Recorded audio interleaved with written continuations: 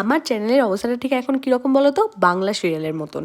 বাংলা সিরিয়ালগুলোতে দেখেছো, আমাদের এখানে যখন দুর্গাপুজো শেষ হয়ে কালী পুজো চলে আসে, তখন কিন্তু বাংলা সিরিয়ালগুলোতে ঠিক দুর্গাপুজোরই সিন দেখানো হয়। ওই ধরো যখন জগদ্ধাত্রী পুজো চলে তখন কালী পুজোর সিন দেখানো হয়। আমার চ্যানেলের অবস্থাটা ঠিক এখন ওই রকম।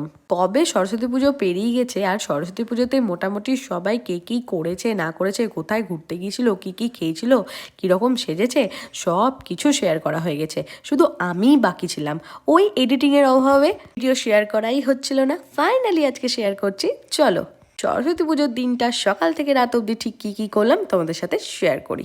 দুঃখের বিষয় হচ্ছে এই বছর সরস্বতী পুজোতে আমি অঞ্জলি দিতেই পারিনি। খুব সকাল সকাল পুজো হওয়াতে কি হয়েছে, আমার ছেলে তো ছোট, ও তো অত সকালে ঘুম থেকেই ওঠে না। এবার আমি যদি ওর পাশে থেকে উঠে যাই না, তাহলে কি করে যে ও বুঝে যায় ভগবানই জানে ও উঠে যাবে। ও যদি ঘুম থেকে উঠে যায় তাহলে তো ওকে ধরার জন্যই একটা লোক লাগবে, সেটা তো হচ্ছে আমি। মানে আমাকে ওকে ধরে থাকতেই হবে, আমি এমনিতেও কিছুই করতে পারবো না। তার থেকে ভাবলাম যদি কাঁচা ঘুমে উঠে যায় তাহলে বেশি ঘ্যান ঘ্যান করবে, তার থেকে শুয়ে থাকাই ভালো। সেই জন্য ও শুয়েছিল, সেই জন্য আমি উঠতে পারিনি, স্নানও করতে পারিনি, অঞ্জলিও দিতে পারিনি। তাড়াতাড়ি পুজো হয়ে গেছিলো। পুজো হয়ে যাওয়ার পর তারপরে আমি ছেলে দুজনে ঘুম থেকে উঠে স্নান টান করে রেডি হয়ে তারপরে আমাদের বাড়িতে ছোট্ট করে পুজো হয়।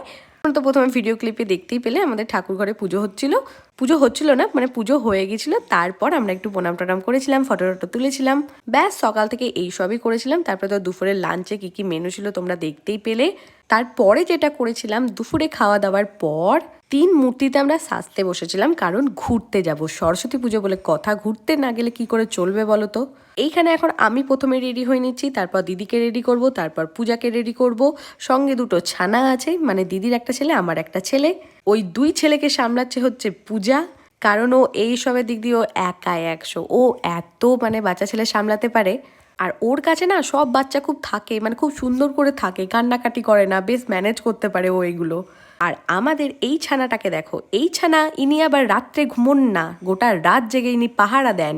আর এখন চোখে ঘুম দেখো, এইদিকে আবার ড্যাব ড্যাব করে দেখছে যে মিমি এগুলো কি করছে, কি লাগাচ্ছে চোখে, এগুলো কি হচ্ছে এটা। আচ্ছা, কোথায় ঘুরতে গেলাম, কি কি খেলাম, কি করলাম না করলাম, সেই সব কিছু কিন্তু তোমরা নেক্সট ভিডিওতে দেখতে পাবে। তো নেক্সট ভিডিও দেখার জন্য কিন্তু চ্যানেলটা অবশ্যই সাবস্ক্রাইব করে দিও গাইস। আর এইখানে আমি জম্মের সাজ সেজে পুরো ফুলটুসি হয়ে গেছি, শুধু শাড়িটা পরলেই হয়ে যাবে। তো চলো এখন ঝট করে শাড়ি পরে নিই। না না, এই ভিডিওটাতে আমি তোমাদেরকে আমার ফুল লুকটা দেখাবো না, যদিও এক ঝলক প্রথম ক্লিপেই দেখিয়েছি। তো চলো রেডি হওয়া যাক। বাই বাই, আবার দেখাবে নেক্সট ভিডিওতে।